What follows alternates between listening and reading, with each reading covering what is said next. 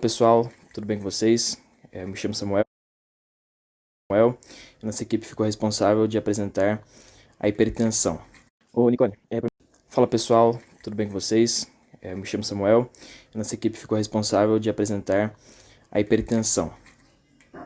A hipertensão ocorre quando a pressão do sangue causada pela força da contração do coração e das paredes das artérias para impulsionar o sangue para todo o corpo ocorre de uma forma intensa, sendo capaz de provocar danos na sua estrutura.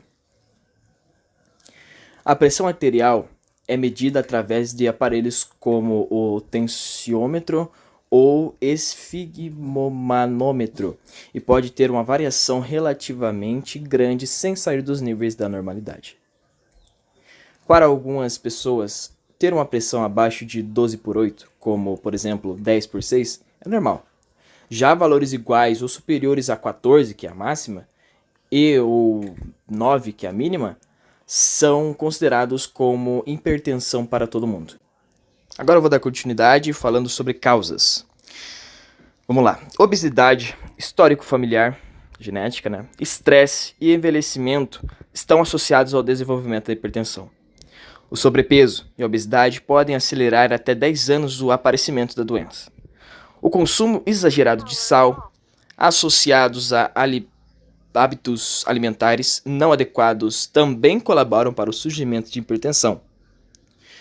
Os sintomas: tontura, falta de ar, palpitações, dor de cabeça frequente e alteração na visão podem ser sinais de alerta para alteração na função de bombeamento do sangue. Entretanto, a hipertensão geralmente é silenciosa. Por isso, é importante a medida regular da pressão arterial. Agora falando um pouco sobre o tratamento. A hipertensão, em sua grande maioria, não tem cura, mas pode ser controlada. Nem sempre o tratamento significa o uso de medicamentos, sendo imprescindível a adoção de um estilo de vida mais saudável, como mudança de hábitos alimentares, redução do consumo de sal, atividade física, não fumar, consumo de álcool com moderação, entre outros. As complicações. As principais complicações da hipertensão são derrame cerebral, também conhecido como AVC, infarto agudo de miocárdio e doença renal crônica. Além disso, a hipertensão pode levar a uma hipertrofia do músculo do coração, causando arritmia cardíaca. O tratamento de hipertensão, de forma contínua, amplia a qualidade e expectativa de vida. É importante lembrar que a hipertensão é chamada de inimiga silenciosa, porque na maioria das vezes a pessoa não sente sintomas até que surjam complicações graves. Por isso, muitas vezes alguém pode estar hipertenso há anos sem saber. Estima-se que no Brasil quase 1/3 da população adulta tem a pressão alta. E uma parte dessas pessoas nem sequer recebeu o diagnóstico. Outro ponto essencial é a prevenção. Medidas simples no dia a dia fazem muita diferença. Por exemplo, trocar os alimentos industrializados ricos em sódio por opções mais naturais, aumentar o consumo de frutas, verduras e legumes, manter uma rotina de atividade física, como eu já falei, mesmo que seja uma caminhada de 30 minutos, 5 vezes por semana. Isso já ajuda a controlar a pressão arterial. O sono adequado também é um fator que muitas vezes esquecemos, mas dormir mal aumenta o risco de pressão alta. Além disso, o acompanhamento médico é indispensável. Mesmo quando a pessoa não sente nada, ela deve medir a pressão regularmente, especialmente se já tem fatores de risco como o histórico familiar ou obesidade.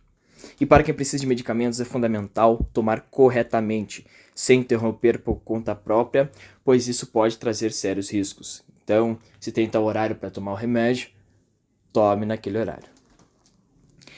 Mas em resumo, cuidar da pressão arterial é cuidar da saúde do coração, da nossa bomba, como muitos especialistas dizem, né? Do cérebro e do rim também. A hipertensão não tem cura, mas na maioria dos casos, né? Mas com o acompanhamento, o tratamento adequado e mudanças dos hábitos, né? Eu repito, é totalmente possível ter uma vida longa e ativa e com qualidade. Oi, meu nome é Matheus. Agora eu vou estar explicando um pouquinho mais sobre as complicações da hipertensão no nosso corpo. A hipertensão é uma pressão muito forte nas nossas artérias. Artéria é complicado. O problema é que muitas das vezes ela não dá sintomas, mas vai machucando os vasos sanguíneos ao longo dos anos. Isso acaba afetando vários órgãos importantes. Quando o sangue circula com muita pressão, ele bate forte nas paredes das artérias. Com o tempo, as artérias ficam mais duras, mais estreitas e pode até se romper, causando ruptura nas artérias. E como são os vasos que levam sangue para todos os órgãos, os principais prejudicados são o coração, o cérebro, os rins, os olhos e os vasos das pernas, além do pulmão. No coração, a pressão alta faz ele trabalhar em excesso, como se estivesse levantando peso o tempo todo, não podendo descansar. Isso pode aumentar o tamanho do coração, levar a insuficiência cardíaca, causar angina ou até infarto. No cérebro, a hipertensão é a principal causa do derrame. Pode ser um derrame por entupimento, que é o AVC isquêmico, ou por rompimento de vaso, que é o AVC hemorrágico. Também pode causar pequenos danos que, ao longo do tempo, diminuem a memória, a capacidade de raciocínio, levando à demência vascular, matando o nosso cérebro aos poucos, como se tivesse uma bactéria comendo. Mas, na verdade, essa palavra acho que foi um pouco errada. Não é a bactéria comendo, mas desativando o nosso cérebro. E nos rins, funcionam como filtros do nosso sangue. Com a pressão alta, os vasos deles vão sendo destruídos e isso pode causar insuficiência renal, às vezes até precisar de diálise. Isso é um sintoma muito grave, onde você vai mijar sangue, até o nível de mijar sangue, porque a sua artéria estourou. É onde o rim não está podendo mais filtrar esse sangue. Nos olhos, a pressão alta danifica os vasinhos da retina, que é a parte do olho responsável pela visão. Você vai perdendo a visão aos poucos. Isso pode causar visão borrada e, em casos graves, até cegueira. Em outras partes do corpo, os vasos também sofrem. Eles podem entupir, causando dor nas pernas ao andar, ou até formar aneurismas, que são dilatações perigosas que podem se romper. E deixa eu ver o que mais. Então, resumindo, a pressão alta ataca silenciosamente vários órgãos do nosso corpo, coração, cérebro, rins, olhos e vasos. Por isso é tão importante medir a pressão, cuidar da alimentação, praticar atividade física e, se precisar, usar remédios corretamente. Controlar a pressão e evitar complicações graves e aumentar a qualidade de vida. Que mais que um exemplo que eu posso dar? Uma pessoa que não sabe os sintomas, ela sem ir no médico, sem medir a pressão, sem tirar o sangue, que mais? Sem fazer atividade física, sem beber água, uma pessoa que não pratica exercício e não sabe os sintomas, corre um risco muito grande de ter hipertensão e uma veia dela poder estourar a qualquer momento, porque os órgãos precisam dessas artérias e das veias, porque todo nutriente, todo oxigênio, todo gás carbônico também, porque ele que filtra, né? Então o pulmão filtra ele e o pulmão precisa de nutriente para poder filtrar esse gás carbônico.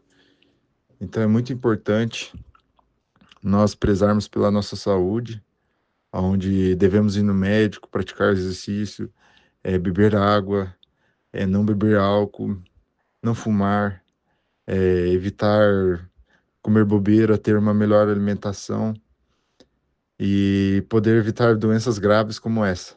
Hipertensão é grave, onde pode te levar até a morte, inf- pode te dar um infarto, paralisia cerebral, paralisia do corpo, perder movimentos do braço, perna, cabeça. Então é muito importante você ter cuidado com essas complicações que pode acontecer na tua vida com hipertensão. Então agora a Nicole vai explicar um pouquinho mais sobre a importância do exercício físico na para você evitar ter hipertensão. Oi, gente, eu sou a Nicole. Eu vou dar continuidade ao nosso assunto sobre hipertensão e quero destacar, trazer um assunto muito necessário, né, que literalmente pode salvar vidas, que é a influência da atividade física no controle da hipertensão arterial. A gente sabe que doenças cardiovasculares são as principais causas de morte no Brasil, e a hipertensão arterial, infelizmente, é uma das campeões dentro deste grupo. Ela afeta uma enorme parcela da população adulta, ou seja, algo entre 22% e 44% da população, de acordo com os estudos recentes. Agora, o que poucas pessoas param para refletir é o papel que o nosso estilo de vida tem nisso. E aqui eu estou falando especialmente sobre o sedentarismo, porque sim, gente, a falta de movimento, a falta de não se mexer dia após dia tem um peso enorme nesse cenário. Então não é exagero dizer que o sedentarismo está matando aos poucos. Ele é responsável por cerca de 2 milhões de mortes por ano no mundo. E o pior, é algo totalmente evitável. E não para por aí. Além do impacto na saúde física, o sedentarismo gera custos altíssimos para o sistema de saúde, né, o que acaba impactando toda a sociedade. Então, olha que interessante. Mudar do sedentarismo para um estilo de vida ativo pode aumentar a expectativa de mais de 2 anos de vida. Então, pense, a gente não está falando de soluções milagrosas, nem de medicamentos caros. A gente está falando de movimento, seja de caminhar, subir escada, dançar, cuidar do corpo e fazer o que ele foi feito para fazer, né, gente? Que é se movimentar. Mas mesmo com todos esses dados e benefícios conhecidos, a realidade é dura. Aqui no Brasil, por exemplo, segundo o IBGE, mais de 80% dos adultos são totalmente sedentários. Então, isso significa que 8 em cada 10 pessoas simplesmente não se exercitam, e isso é muita gente. E quando olhamos para uma pessoa que já tem hipertensão, a situação não é diferente, porque um estudo feito com 310 pacientes hipertensos revelou que 60% deles não praticavam nenhuma atividade física. Então, isso mostra que mesmo a pessoa já tendo o diagnóstico, muitas vezes ela não consegue ou não sabe como mudar seus hábitos. E aqui entra um ponto muito importante. O exercício físico é uma das principais medidas não farmacológicas no tratamento da hipertensão, ou seja, ele é uma alternativa complementar e às vezes muito essencial, porque ela ajuda a reduzir pressão arterial, melhora o funcionamento do coração, regula o metabolismo e ainda traz benefícios emocionais como redução de estresse e de ansiedade. Mas se ela é tão boa assim, gente, por que a gente não pratica? E a resposta não é simples. Existem barreiras reais, como a falta de tempo, o cansaço, a insegurança, a desmotivação, a ausência de orientação adequada e até mesmo a falsa ideia de que só vale a pena fazer exercício físico se for intenso ou em academia. E é aí que a gente, como profissional da área da saúde, precisa mudar o discurso. Porque a atividade física não é sobre estética, performance ou alcançar o corpo ideal. É sobre saúde, é sobre cuidar da pressão arterial, é sobre prevenir infartos, evitar internações e viver com mais qualidade de vida. Então, para isso, a mudança pode e deve começar pequena. Seja lá, uma caminhada de 20 minutos por dia, 3 vezes por semana, já faz diferença. Subir escada ao invés de pegar elevador, gente. É coisa assim simples, trocar 10 minutos de celular por 10 minutos de alongamento, então tudo isso conta. Então, como profissional da saúde, a gente também tem responsabilidade enorme de incentivar o paciente a se movimentar, que é, né, é o que faz parte da nossa profissão. Mas para isso a gente também precisa entender o conceito do exercício físico no contexto da hipertensão. Então, quando a gente estuda esse conceito, a gente consegue planejar melhor nossas intervenções, conversar com o paciente de forma mais clara, respeitando sua realidade, suas limitações e suas possibilidades. E principalmente, conseguimos inspirar, motivar e orientar esse paciente para que ele veja no movimento uma forma de autocuidado. Então, se você que está me ouvindo agora tem hipertensão ou conhece alguém que tem, eu quero te deixar um recado direto e de coração. Não espere a pressão subir mais ainda para tomar uma atitude. Comece agora, aos poucos, do seu jeito, mas comece, porque seu corpo é seu lar e ele merece ser cuidado com carinho e com movimento. E para você também, profissional da área da saúde, lembre-se que seu papel vai muito além da prescrição e do diagnóstico. Você pode ser o impulso que alguém precisava para sair do sedentarismo e começar uma nova história com o próprio corpo. Então, no fim das contas, gente, fazer atividade física é um ato de amor. Amor à vida, ao futuro, à saúde. Vamos escolher viver com mais movimento, mais saúde e mais consciência.